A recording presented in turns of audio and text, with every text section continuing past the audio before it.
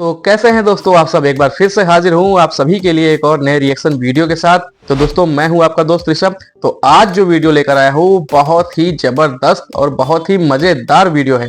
जी हाँ दोस्तों, वीडियो है इंडियन मीडिया लेटेस्ट का और दोस्तों टाइटल है Pakistani Masood Azhar said Hindus stole yoga from our Islam. मतलब दोस्तों कि इस्लाम से हिंदुओं ने योगा चुरा लिया, ऐसा क्या?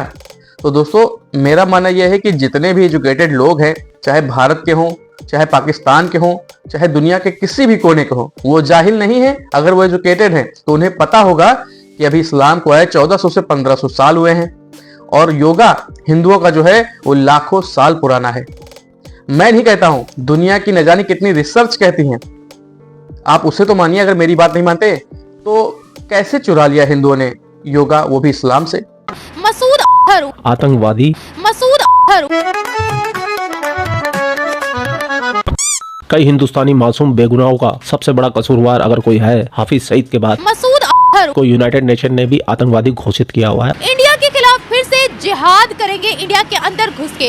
उसके अलावा इसराइल के खिलाफ भी जिहाद को डिक्लेयर कर दिया है। अरे वाह! ये कहा है कि नेतन्याहू जो कि प्राइम मिनिस्टर है इसराइल की, वो हमसे अब बच के रहे क्योंकि हम अब तैयार हो गए हैं। बिल्कुल रिस्क नहीं लेने का। ये पूरी 1 घंटे 5 मिनट की स्पीच मैंने पूरी सुनी है, पूरी देखी है और इसका लबोलबाब ये है कि इसमें इसने हमारे मोदी जी के बारे में बहुत गलत शब्दों का इस्तेमाल किया है। हम हिंदुओं के बारे में गलत कहा गया है, हमारे मित्र मुल्क इजराइल के बारे में गलत कहा गया है और खासतौर से लिटरली ये रोया है बाबरी मस्जिद के लिए। 1 बार नहीं, 2 बार नहीं, 10 बार बोला। और कश्मीर के बारे में तो ये भूल ही नहीं सकता क्योंकि इनमें तो जिहाद भरा हुआ है। और सुन, इस रैली का एक ही मकसद था कि अपनी आवाम को ज्यादा से ज्यादा उकसाना ताकि वहां से मुजाहिद बन के निकले और इनकी सेना में शामिल हो जाए और ये अपनी दहशतगर्दी चालू रखे। वैसे तो पाकिस्तान के सारे जाहिल होते हैं, लेकिन ये इतना बड़ा आतंकी है और इसने इतने बड़े बड़े कारनामे कर रखे हैं हिंदुस्तान के खिलाफ। हिंदुस्तान के बेगुनाहों के खून से इसके हाथ रंगे हुए हैं, लेकिन इस बंदे ने भी एक जहालत कर ही दी। ये बंदा अपनी स्पीच के दौरान ये कहता है कि हिंदुओं के पास में सबसे बड़ी ताकत क्या है, उनका योग, उनकी शक्ति, और जिससे वो तंदुरुस्त रहते हैं, फिट रहते हैं। पूरी दुनिया आज हिंदुओं के पास जा रही है, उनसे रहने का, जीने का तरीका सीख रही है सिर्फ उनकी योग की बदौलत। लेकिन मैं आज आपको बता दूं, उनके पास में योग वो हमारे मोहम्मद साहब की किताबों में से चुरा के लेके गए, वो हमारी कुरान में से उठा के लेके चले गए। इसलिए आज हिंदू को लोग पूछ रहे हैं, और मुसलमानों तुमने छोड़ दिया, तुम घुड़सवारी करो, तुम तैराकी करो, तुम फिट रहोगे तो बीमार नहीं रहोगे, तो तुम जिहाद करोगे। इस टाइप की बातें कर रहा है। देख रहा है विनोद, हैरानी होती है। हिंदू मजहब के पास कोई दलील नहीं है। हिंदू मजहब हमने पढ़ रखा है। हिंदू मजहब ने क्या किया, बाद में आकर इस्लाम से कुछ चीजें लेके चले गए। वो चीज क्या थी? गौर से सुनना। वो चीज क्या थी? वो थी अपने जिस्म को तंदुरुस्त रखो, अपने आप को तवाना रखो। आज दुनिया में जितने लोग बुद्ध मजहब में दाखिल हो रहे हैं, खुदा को पाने के लिए नहीं आ रहे, आखिरत को पाने के लिए नहीं आ रहे, इज्जत को पाने के लिए नहीं आ रहे, सिर्फ अपनी सेहत पाने के लिए आ रहे हैं। हिंदू मजहब में जो लोग आ रहे हैं सिर्फ इस वजह से आ रहे हैं, योगा करते हैं, मेहनत करते हैं, जिस्मानी मुशक्कत करते हैं, गैस की बीमारियां नहीं होती उन पर, जिन भूत के आने के वसवसे उनको नहीं आते, इस वजह से कि वर्जिश करते हैं। हमारे नबी ने हमें बहुत पहले बता दिया, मुसलमानों तेज चला करो, मुसलमानों तलवारबाजी सीखो, मुसलमानों घोड़ा भगाना सीखो, मुसलमानों नेजा चलाना सीखो, मुसलमानों तीर चलाना सीखो। अब कुछ नहीं हो सकता क्या? बहुत सारे भाई लोग लिंक मांगेंगे, मैं लिंक नहीं दूंगा और ना मैं आपको बताऊंगा, लेकिन इससे रिलेटेड जो भी बातें हैं उसने कही है वो मैंने आपको बता दी है। बहुत देर कर दी जालिम आते आते। और जो इनके जो चलते हैं वो उन कहानी से तो आपका और मेरा कोई लेना देना नहीं है, जो बड़ी बड़ी गप छोड़ते हैं। बस उसका मकसद एक ही था कि अपनी पाकिस्तानी सरकार को जगाना और इजराइल के खिलाफ फतवा लेना, ताकि पाकिस्तान की पूरी कौम खड़ी होकर एक साथ इजराइल पे हमला कर दे, इजराइल पे जिहाद कर दे, और साथ में कश्मीर के ऊपर भी जिहाद करने के लिए इनको मदद चाहिए, इनको लोग चाहिए, इनको पैसा चाहिए।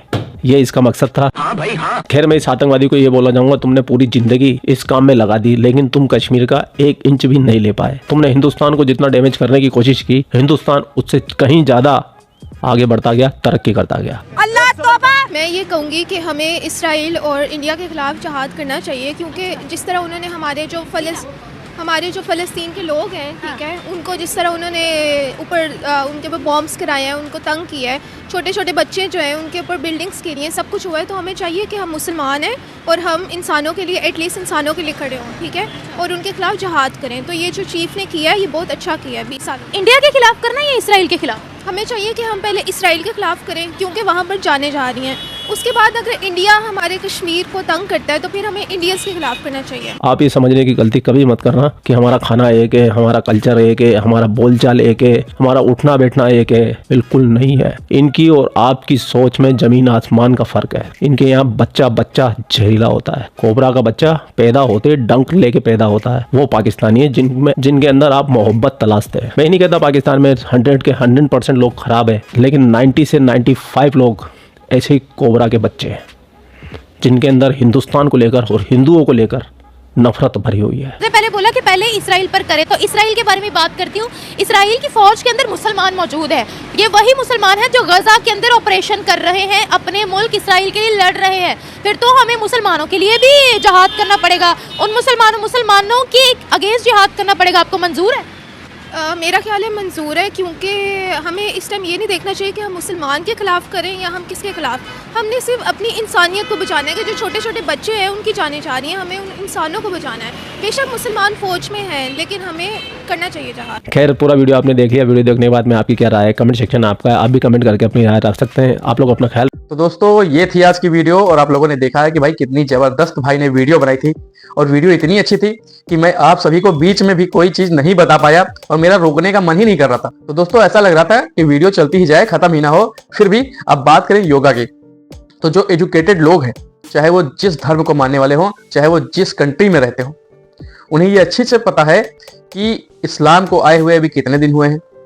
चलिए साल मान लेते हैं कि 1400 से 1500 साल। और मुसलमानों को भी ये चीजें पता है, जो पढ़े लिखे हैं, जो इस्लामिक कट्टरपंथी को अपने जहन से निकाल चुके हैं, जो एजुकेटेड हैं, उन्हें पता है कि अभी योग जो है वो लाखों साल पुराना है। आप इससे समझ सकते हैं कि हमारा जो सबसे पुराना वेद है, ऋग्वेद कहा गया है, उसमें योग का वर्णन है। और आप लोगों को ये बात जानकर हैरानी होगी कि ऋग्वेद का माना जाता है और साइंटिफिक प्रूफ है कि वो 2.5 से 3 लाख साल पुराना है।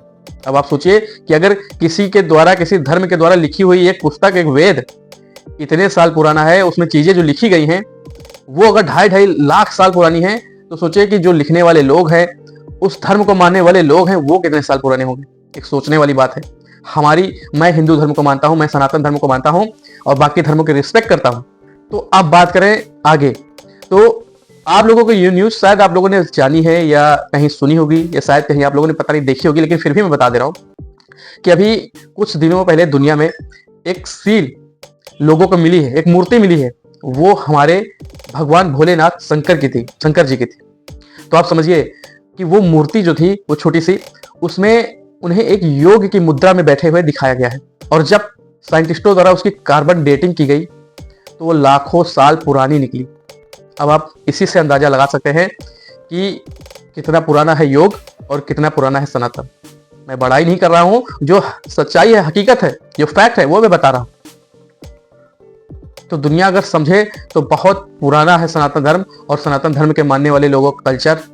और योग की बात करें तो योग।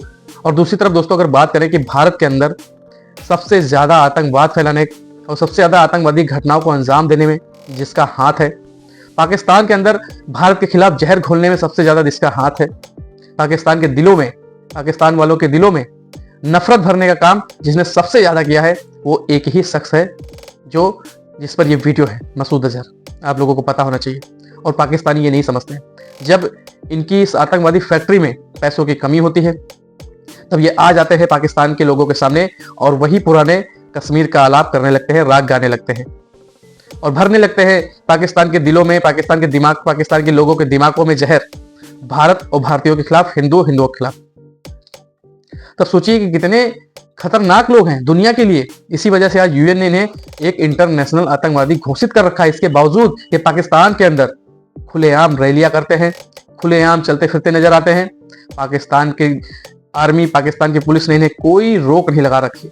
अब आप सोचिए कि ये ऐसी घटनाएं अगर किसी मुल्क में होती है कि एक इंटरनेशनल घोषित आतंकी को इस तरीके से अगर रैली की इजाजत मिलती है, तो वो मुल्क कैसा है, वो वहाँ के मुल्क की गवर्नमेंट कैसी है, वहाँ के मुल्क की सिक्योरिटी कैसी है, आप इन बातों से समझ सकते हैं। तो बहुत ही बुरे हालात हैं पाकिस्तान में, खासतौर पर सिक्योरिटी के मामले में। और यही कंसर्न भारत हमेशा उठाता रहा है, यही बात भारत हमेशा उठाता रहा है पाकिस्तान के सामने कि भाई security is very important for your country. तो ये चीजें पाकिस्तान नहीं समझ रहा है तब तक भारत की तरफ से कोई दोस्ती का हाथ नहीं जाने वाला है। और इसके बावजूद जबकि भारत जानता है कि कितने पाकिस्तान की तरफ से पीठ पे छुरे भोंके गए हैं। तो दोस्तों ये रही आज की वीडियो और मिलता हूं ऐसे ही किसी एक और नए रिएक्शन वीडियो में। तब तक के लिए आप सभी अपना बहुत ध्यान रखिए। नमस्कार।